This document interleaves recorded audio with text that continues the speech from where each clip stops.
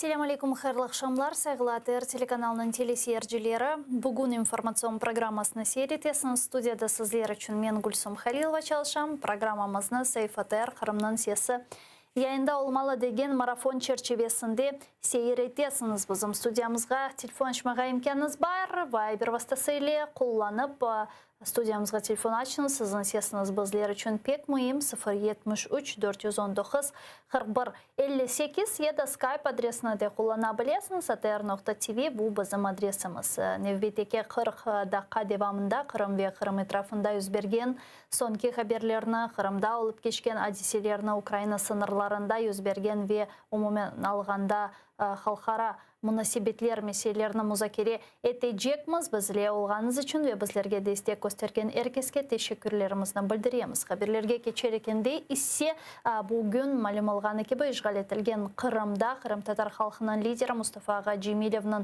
махкеме давасының бақылмасы девам етті. Бұнен бері берлікте Қырым татар халқының Милли Мejlis рейсі Рифат Аға Чубаровның да махкемелері işgal етілген Қырымда девам етмекте. Бұл ве дигер меселерінің біз Құрылтай меркези seçim комиссионның рейсі Зайраға Смилянин лаф етмеге енді азырмыз. Зайраға, селям алейкум. Алейкум селям. Насылсыңыз, ең баштан сізні ве бұтын халқымызны да бір кере Мұбарек Рамазан айылы қайырламақ істередік. Алла тұтқан оразаларыңыздан қабыл етсін. Ses eşitmeymen. Алло, шымды? Alo. Алло. Алло. Alo. Endi iştem. Селям алейкум, Зайраға, да бір кере текрарлайым. Мен субъетімізні башламыздан евел, сізні ве бұтын халқымызны кенеді Рамазан айынен қайырламаға істейм ве тұтқан оразаларыңызны Алла қабыл етсін. Tekrardan özür dileriz. Tamam. Devam ettiniz. Зайраға, алло. Бағнен проблемлер бар ғалиба, чүнке біз Зайрағаны ештеміз, фақат о бізні ешітмей. Зайраға, алло. Мына де ештілі, де кесілі. Келіңіз да бір кере тешкерейік бағны. Яшымды ешітесіңіз мұ? Бізім сес режиссерларымыз шымды бұл проблемаға бір чаре тапмаға тырышыр ғалиба техник проблемлер бойлы пейда ола. Сонра айталар бізге тесадув деп. Қатенде Қырымыле бағланғанымыз вақыт бойлы не язықке проблемлер мейданға келе. Бірінші бөлікте де Қырымнен бағланмаға планлаштырған едік. Адвокатларнен іште бізім лидерлеріміздің махкеме давалары еле малюматларны огренмек үшін адвокатларнен бағланып оламадық бақ яман олғаны себебінден шымды Зайраға елене язықке бойлы проблемлер мейданға келе мен ұмыт етем ке оларны шымды чезерлер, чүнке яйынымызны тек шынды башладық ве әлбетек мен де істередім яйынымызны яқшы шекілде алып бармаға. Зайраға бізге қайтты ғалиба. Алло. Selam aleykum. Selam aleykum. Zayraға, не есе сізні ешітмеге башладық? Рамазан айыңыз мүбарек олсын. Cümle milletimizge, Müslümanlarga Ramazan ayı mübarek. Nasıl keçе Қырымда асылында кейфлер насыл, Рамазан айы насыл қаршыланды, насыл тедбірлер өткеріле, насыл малюматларыңыз бар, тариф етіңіз бізлерге Рамазан айы Қырымда насыл keçе шымды? Siz aytkan gibi bugün Kırım'da birkaç mahkeme oldu. Onların arasında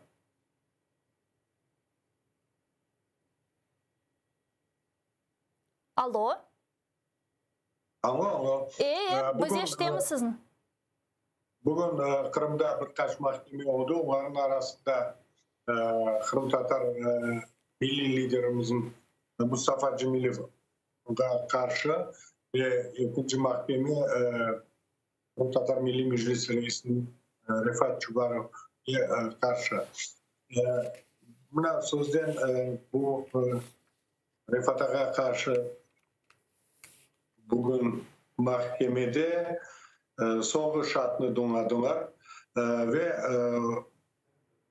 çoktan çok şart var ki 100'den fazla şart varın mahkemesinde iştirak etti ve onların arasında birkaç tane demek yalancılar yalanı uydurup nettiler. sanki onlar meclisin toplantısında iştirak etkenler, sanki onlar Rifat Ağa'nın yanında oldular ve Rifat Ağa sanki toktatmaydı bu basın deyip Rusça bir sözünü aytaydı ana tilimizde urunuz, basınız degende öyle bir yalancılar peyda oldu. Ve demek bizim tarafından da iki adam Edin Dudakov ve Emine Vabilov Şatunov yaptılar. Ve bir kimse başka demek Rifat Ağa'nı kabatlemeye öyle bir Şatunov aytmadı, yapmadı ve materyallarda da aynı yok. Ama nasıl olsa da ben bileyim bu mahkemenin bozulurken kurmadılar, ısmarlamadılar. Son neticesi mutlak olacak ceza kararı.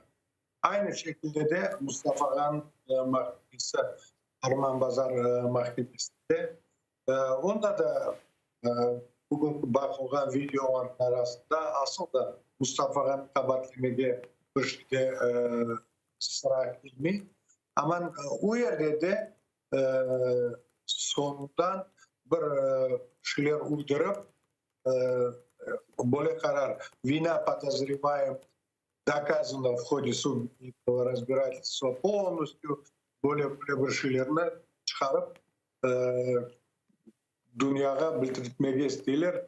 Buna Mustafa Ağa sözde terörist, Rifat Ağa terörist, bizim Kırım Tatar halkımız terörist halk ve bir yanlıklarını hazırlayıp milletimizge asmağa tırışanlar. Bu sebepten bu mahkemeler uyguluyordu. Mına Zahir ağa men şunu merak eteyim. Mına siz bunu kaydettiniz hem de advokat. Son bilesiniz yakın zamanda bir mahkeme olacak. Kırım gazetanın muharririne karşı ve Bekir Ağa Mahmutov'a eşitesiniz. Eşittim. Sanki o onun gençliğinin çıkışında kendi demek Rusya'da karar kabul edilen gibi koşmalarını koşmadı çıkışta ve Meclis запрещенный Meclis Казахстанского народа запрещенная Российской Федерации organizasyon belgelenmedi. Ama bu halkara Birleşme Teşkilatı vesikaları ve gençliğin çıkışı ve o yerde birevin bir demek sözlerini, kelimelerini koşmaya akılları olmağının hakkında Bekir Ağa dedi ve 20. Nisan yani April ayında 9.30'da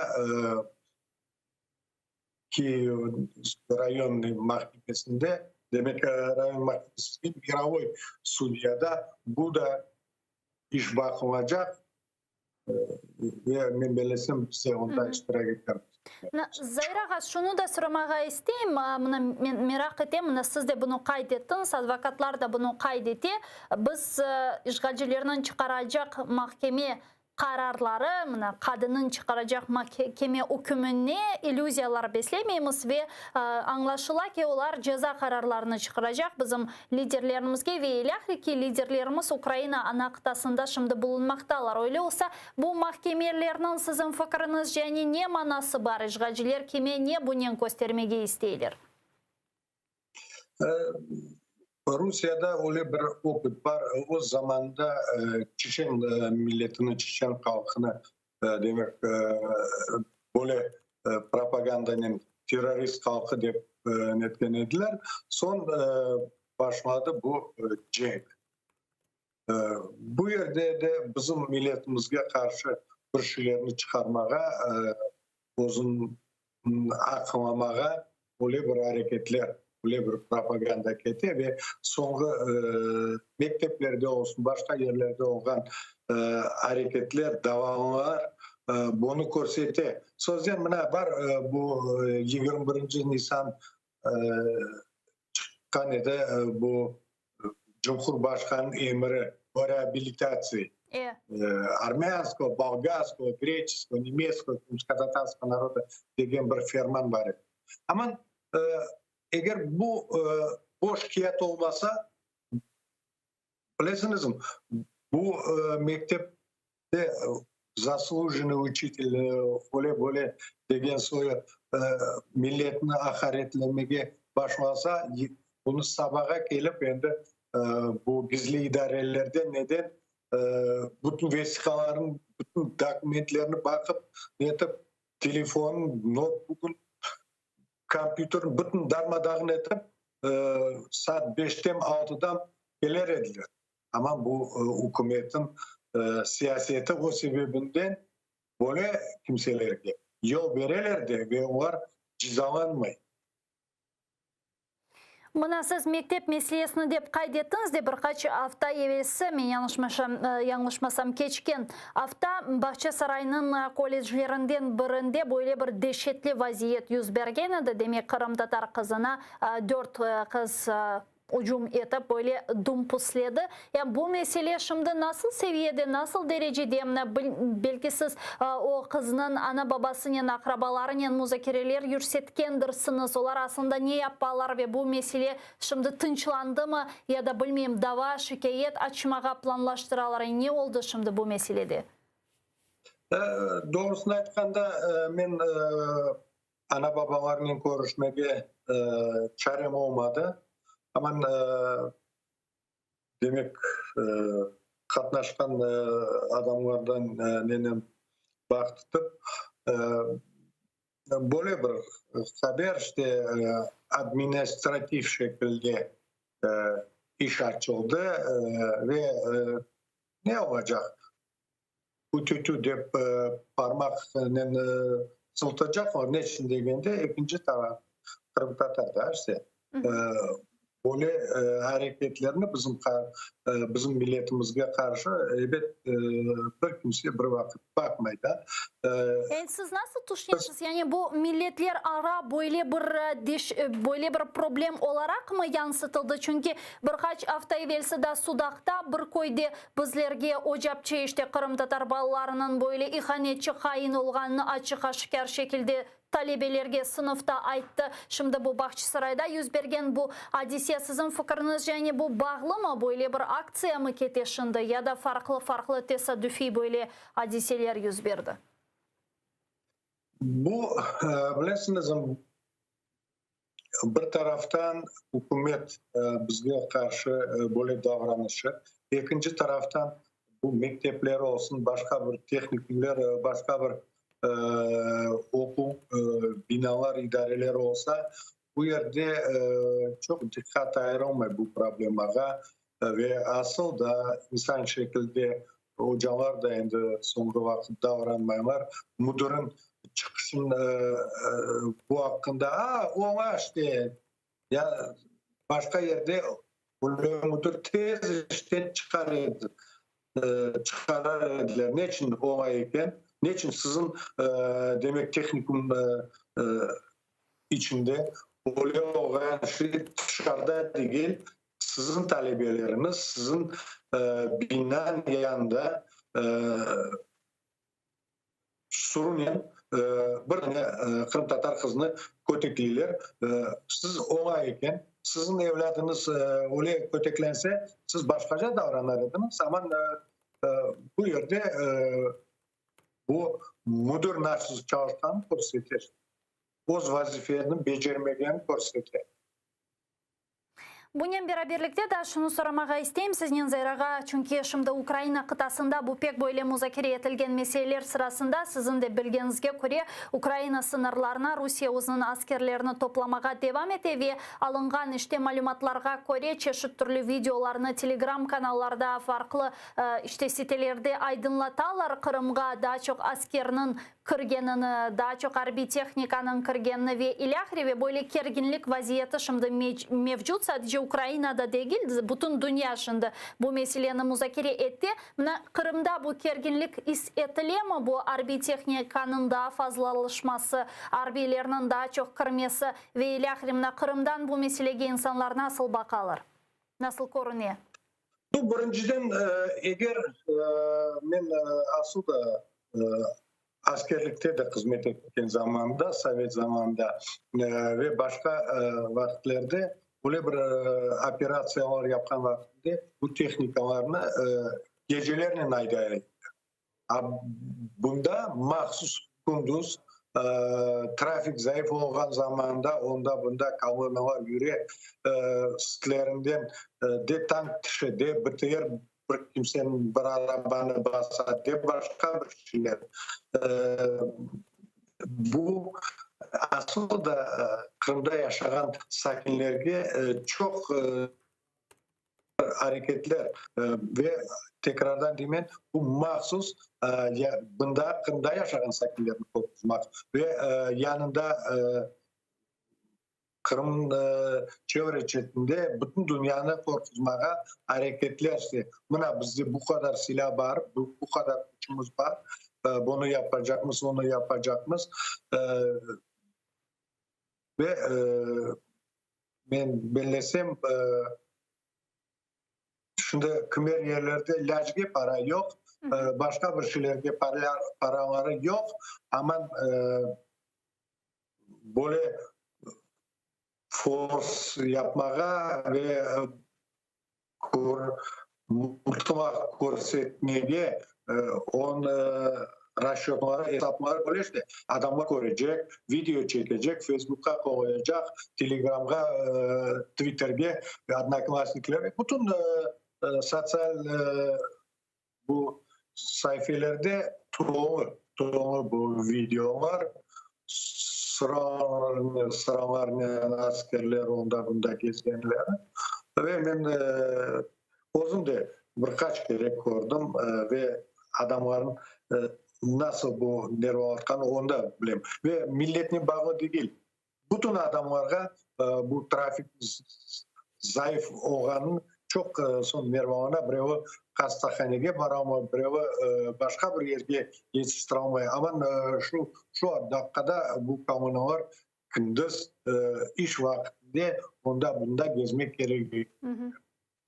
Çok sağ olun Zayrağa, bizle bağlanıp suallerimizge cevap bergeniz için da bir kere tutkan orazalarınızdan Allah kabul etsin. Eyliklerde görüşkence. Amin.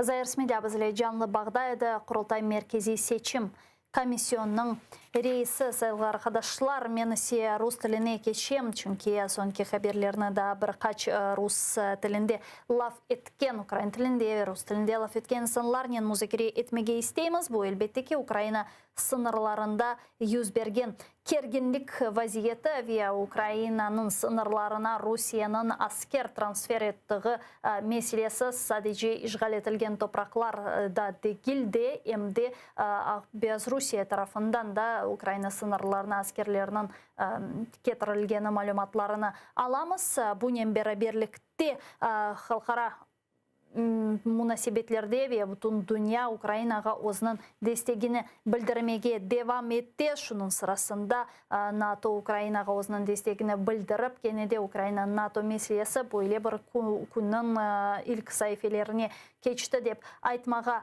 mümkün ve bunun de gayrı sayılı dostlar işte Putin'in Amerika prezidenti Joseph Biden'in yapkan müzakerelerini ve yapkan telefon bağlantılarında müzakere edecekmiz yayınımızga koşulacak misafirlerinin aytkanına göre şimdi bizim yayınımızga Mark Feygin de bağlanmalı ve Amerika'dan da insanlar bağlanmalı. Men ise işte bu хаберге кетчем, энди рус тилине. Мы продолжаем информационно-аналитическую программу «Бугуни» и подключаем к нашему эфиру сейчас следующего гостя.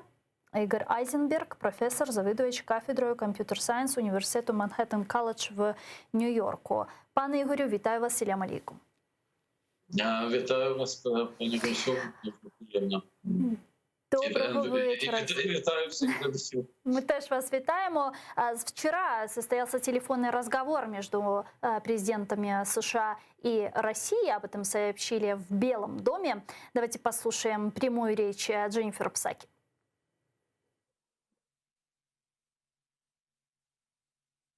And he also emphasized the United States' unwavering commitment to Він також підкреслив непохитну підтримку українського суверенітету та територіальної цілісності. Президент висловив стурбованість з приводу раптового накопичення російських військ та посилення агресії на кордоні України. Росія має припинити підживлювати напруженість. Ми, безумовно, вважаємо, що ці стосунки залишаться проблемними і ми готові протидіяти. Але наша мета – мати передбачувані стосунки з Росією.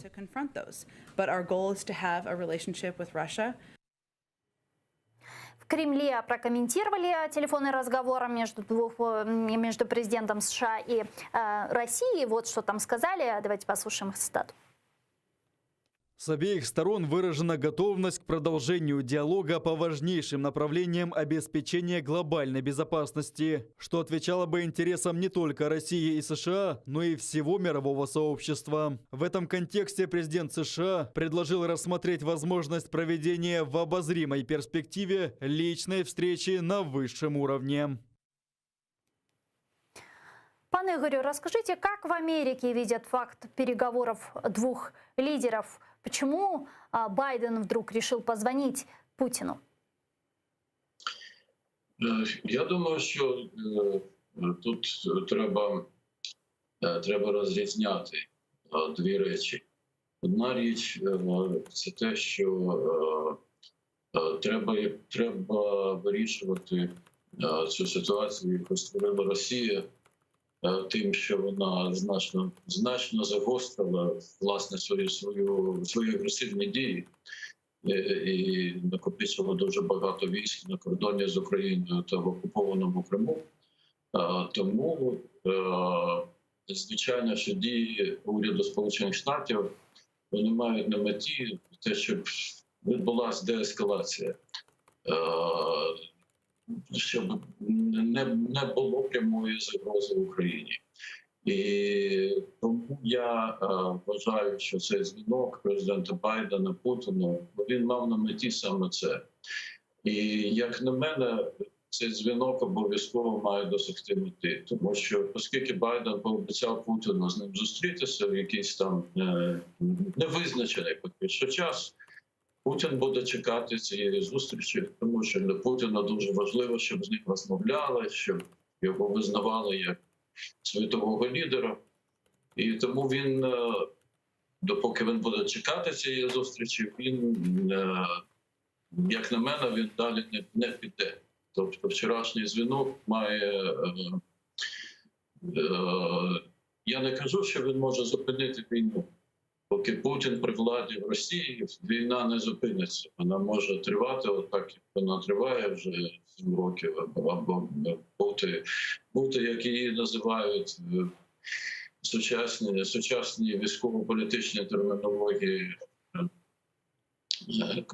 конфліктом низької інтенсивності. Дуже не люблю цю назву, тому що люди гинуть кожного дня на фронті, і люди страждають від окупації в Криму.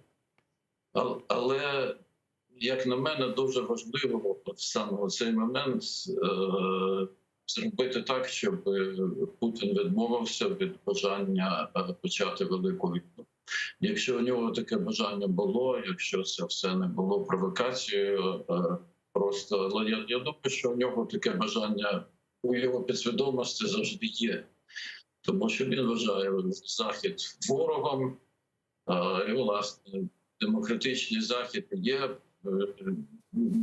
він є супротивником авторитарної Росії. Він вважає, що Україна не має існувати, тому у нього таке бажання завжди. І як на мене, вчорашній дзвінок президента Байдена, він мав на меті, перш за все, зробити для Путіна неможливим початок великої війни. Но вот в средствах массовой информации России, а именно в пропагандистских СМИ России, это расценивается вот как победа Путина, победа России, мол, вот Россия показывает свою силу, стянула войска к границам Украины, и вот Америка испугалась, Байден испугался, и вот он позвонил Путину, чтобы как-то сгладить ситуацию. Я думаю, що просто нам усім не треба звертати увагу на те, що пропагандистські російські телеканали та інші медіа, що вони говорять, тому що вони будуть говорити те, що вони говорять. Ну так само, як радянські медіа говорили, так само, як газети та радіо нацистській Німеччині говорили. Те, що їм скажуть, те вони будуть говорити. Дивіться, тим, що відбувається зараз, якщо ми проаналізуємо, ми побачимо, що тим, що відбувається зараз, з цим загостренням ситуації, загостренням на фронті, накопиченням військ на кордоні з Україною та в Криму, чого насправді домігся Путін? Він домігся того, що весь Захід став на захист України. Дійсно, є єдність західних країн. Було 2 заяви країн Великої Сімки. Відбулася зустріч, відбулася нарада Комісії Україна-НАТО вчора. Міністр закордонних справ України зустрівся з державним секретарем США. Було безліч контактів американських офіційних осіб з їхніми українськими колегами. Це те, що ми знаємо. Я думаю, що відбуваються і неофіційні контакти на дипломатичному рівні, про які ми навіть не знаємо. Сьогодні в Брюсселі відбувається нарада міністрів закордонних справ та міністрів оборони країн НАТО, на якому одне з головних питань буде, як протидіяти російській агресії. Ось цього домігся Путін, власне, саме цього. Пане Игорю, мы продолжим. Я просто предлагаю сейчас подключить к нашему эфиру еще Марка Фейгина, который с нами на прямой связи, кандидата юридических наук и российского общественного деятеля. Интересна его точка зрения относительно этого вопроса. Марк, здравствуйте. Рад приветствовать. Марк, как вы расцениваете телефонный звонок? Мнения действительно разделились, и ряд аналитиков говорят о том, что Байден совершил колоссальную ошибку, и что это все вписывается в российский нарратив и укрепляет позиции Путина. Другие же говорят о том, что Байден системный политик, это такой тактический ход. А как вы думаете? Ну, понимаете как, здесь есть частичная правота и с той, и другой точки зрения, потому что с точки зрения символической, а для Путина, для Кремля это очень важно на самом деле. Вот кто первый позвонил, предложил встречу, да еще после того, как он его обвинил в интервью ABC в том, что тот является киллером.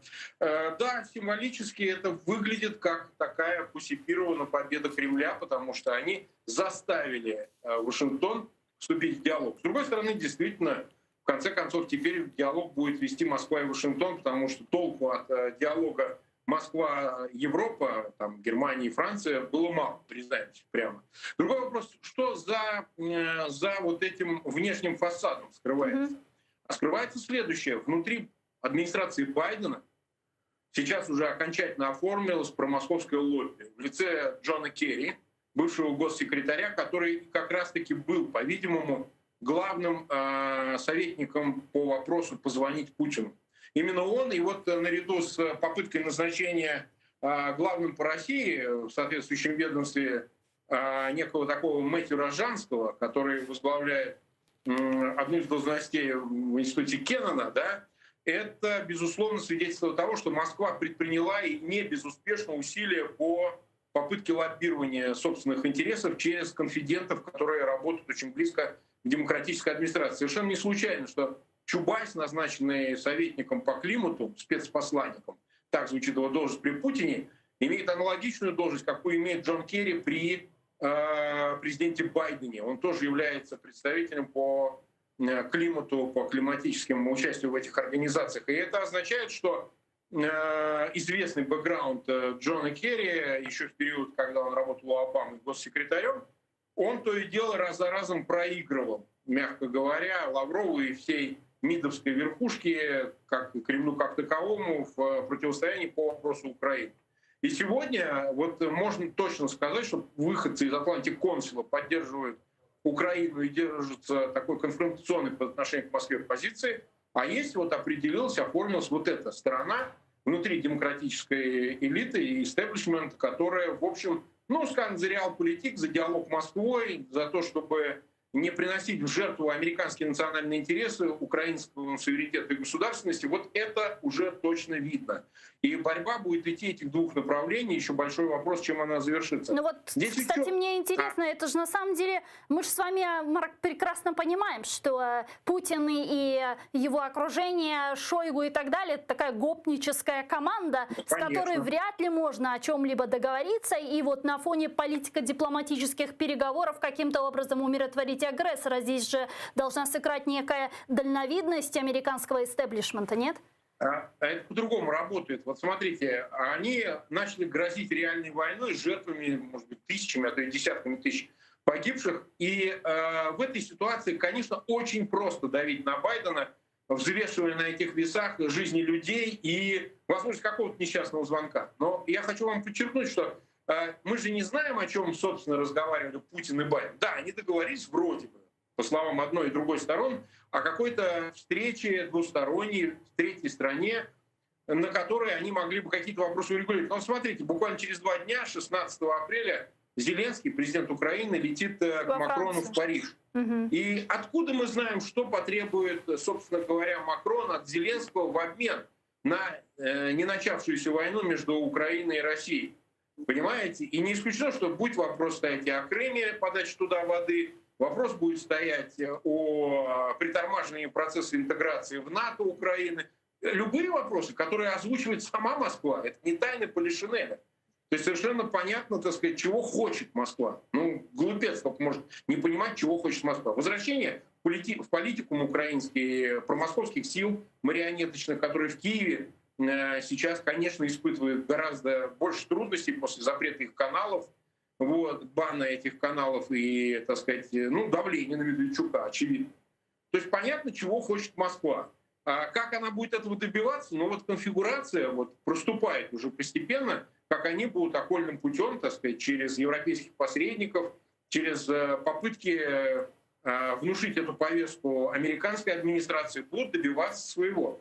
Вопрос теперь сейчас станет в принципиальности, твердость позиции самого президента Зеленского. Если он на это не поддастся, а лучше того, сумеет как-то исхитриться, извернуться, потому что политика дело циничное, одним обещать и не делать, а другим, наоборот, не делать, но обещать, понимаете? Ну, то есть занять такую странную позицию, это сейчас в маневре между войной и соглашательством, войной и сдачей позиции, например, по Крымской платформе. Москва может сказать, а давайте закрывайте Крымскую платформу, зачем она нужна? И что, надо согласиться с требованиями Москвы, что ли? То есть будет зависеть от Зеленского, от его способностей, скажем так. А на что может пойти Кремль для достижения вышеперечисленных своих целей? А вот смотрите, они сегодня вызвал Ушаков, такой старый такой КГБшник, бывший посол в Вашингтоне, сейчас советник Путина по международным всяким делам, вызвал посла Салливана. Салливан — это другой Салливан, это не тот, который Совет Безопасности, советник по национальной безопасности при Байдене, а Салливан — это посол в Москве, американский. И ему сказал о том, что если будут санкции введены, которые анонсированы были Блинкеном, то ни о каком диалоге быть не может. То есть, читая на языке, переводя с дипломатического, война тогда будет. Понимаете, начался шантажом. Плюс к тому, сегодня Патрушев находится в Крыму и заявляет о том, что мы ждем терактов и так далее. Ну, что это означает? Если они ждут терактов, они могут работать на упреждение, а теракты будут, догадайтесь, откуда, из Днепровского канала, да? Значит, его надо занять, не допустить терактов. То есть это, безусловно, позиция шантажа. Она будет продолжаться, потому что звонок Байдена, он как бы создал условия, при которых вот так называемая агрессивная Ястребов группа мобилизационная, как у нас в России называют, группа Патрушева, она получила новые очки. Они теперь говорят, смотрите, мы давим, и те гнутся. Значит, можно давить дальше, можно шантажировать дальше. Все будет зависеть от того, что вернуться сейчас в Вашингтон Остин Ллойд, министр обороны США, который находится в НАТО, в Европе, и Блинкен, который тоже находится в Брюсселе, как это ни странно. То есть все произошло, и этот звонок без участия двух достаточно важных в этой истории лиц, это госсекретаря и министра обороны. Они вернутся, и мне кажется, произойдет некий отыгрыш назад. То есть, если санкции объявлены, уже анонсированы, будут введены, то тогда у Москвы не так все будет лучезарно. Я бы так сказал так.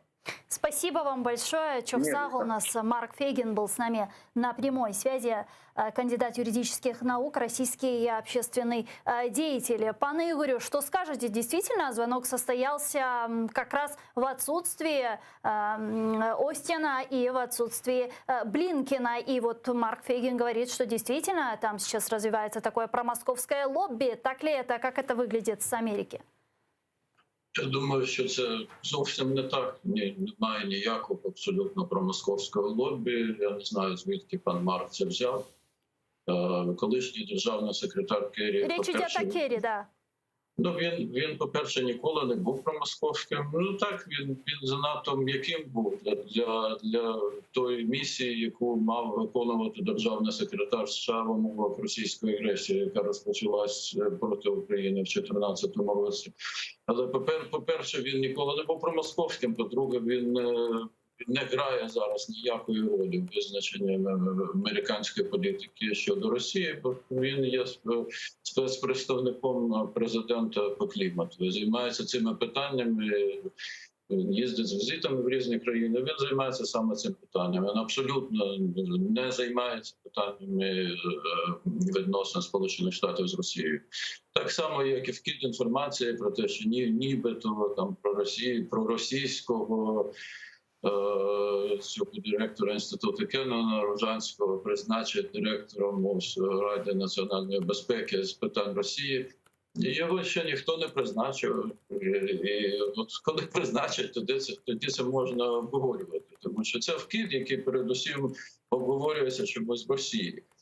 А щодо розмов з Росією, розумієте, Сполучені Штати не будуть з Росією розмовляти про те, що Сполучені Штати можуть відмовитись від принципів, на яких заснована американська зовнішня політика. І тому на поступки Росії ні по яких принципових питаннях Сполучені Штати не підуть. За цієї адміністрації Байдена особливо не відбудеться. А те, що Блінкен і Остін, по-перше, Остін би ніколи не був присутнім при розмові президента з Путіним, тому що зазвичай в розмовах президента з іноземними лідерами присутні аж ніяк не міністр оборони і аж ніяк не державний секретар. Присутні, як правило, представники Ради національної безпеки та ті співробітники Держдепартаменту, які відповідають за відповідну країну. І, звичайно, що дії президента абсолютно узгоджені з діями державного секретаря та міністра оборони. І Остін і Блінкен перебувають в Брюсселі не з туристичною метою. Вони беруть участь у засіданні нараді міністрів закордонних справ та міністрів оборони країн НАТО, на якому обговорюються, власне, два питання. Те, що буде відбуватися вивід військ з Афганістану, і питання російської агресії. Тому вони займаються тим, чим і мають займатися. І звичайно, що те, про що Байден розмовляв з Путіним, воно обговорювалося ще перед поїздкою Блінкена до Брюсселя. Що я не бачу тут якихось проросійських настроїв серед якихось верств американської адміністрації. Їх абсолютно немає. Це по-перше. По-друге, щодо Росії, розумієте, поки Путін буде на чолі Росії, Росія буде намагатись воювати з цивілізованим світом, Росія буде намагатись воювати з Україною. Потрібно до цього бути готовими, потрібно на це давати відповідь. І, як на мене, вчорашній дзвінок Байдена Путіну, він мав, перш за все, на меті зробити ситуацію такою, щоб Путіну було вкрай невигідно загострювати далі ситуацію. А це дає час і на те, щоб Захід міг розібратися, яким чином краще допомогти Україні, яким чином краще запобігти подальшим загостренням з боку Росії, Але що абсолютно точно, чинна американська адміністрація ні на які поступки Росії, ні по яких принципових питаннях не піде. Це абсолютно точно. Це просто не може бути, це виключено. І перемовини з Росією можуть бути, звичайно, що можуть бути контакти. Може коли-небудь Байден зустрінеться з Путіним, але ні про які поступки з боку Сполучених Штатів мови йти не може. Ну, Байден пригласил Путина на встречу, предложил встретиться с ним на какой-то нейтральной территории в третьей стране. В каком ключе может происходить эта встреча, когда она может быть и где? Ну, дивіться, наприклад, буде саміт G20, здається, в Італії десь в вересні, якщо я не помиляюсь, десь восени. Наприклад, може в кулуарах цього саміту навіть бути, оскільки обидва лідери будуть там знаходитись, якщо саміт відбудеться. Наприклад, можуть вони десь зустрітись в третій країні якимось іншим чином. Але єдине, що може бути там на порядку денному. Байден знову буде говорити Путіну все, що він про нього думає, все, що він думає про політику Росії. І від Байдена абсолютно це виключено. Він ніколи не поступиться принциповими інтересами Сполучених Штатів. Одним з принципових інтересів Сполучених Штатів є вільна, демократична, незалежна Україна, яка рухається в євроатлантичному напрямку.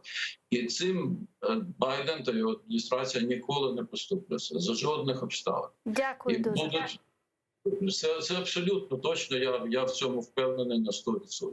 Чох Сагулнас, пане Ігорю, дуже дякую вам. Ігор Айзенберг був з нами на прямому зв'язку, професор, завідувач кафедрою Computer Science університету Манхэттен Колледж в Нью-Йорку. Но я, к сожалению, вынужден завершать этот блок. Оставайтесь первым крымско-татарским телеканалом АТР. Буквально через 5 минут смотрите информационную программу «Замана». А далее в этой студии вас поприветствует мой коллега Айдер Муждабаев в программе «Прайм». Не пропустите. Корушкенджи.